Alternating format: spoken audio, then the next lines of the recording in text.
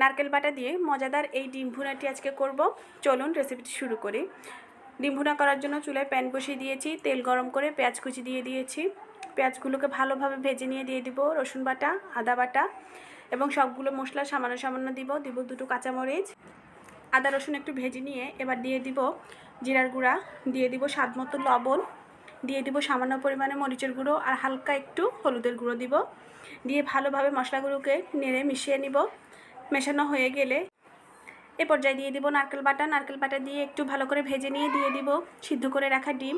Current চলে যাওয়ার কারণে ভিডিওটি আমি পুরোপুরি দেখাতে পারিনি। এবার দিয়ে দিয়েছি একটু পানি দিয়ে ভালোভাবে নেড়েচেড়ে মিশিয়ে নিব। মেশানো হয়ে গেলে ঢাকনা দিয়ে কিছুক্ষণ রান্না করব।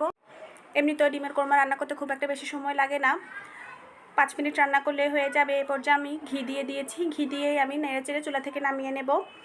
এভাবে ডিমের কোরমা নারকেল দিয়ে রান্না করে খেতে ভীষণ মজা লাগে।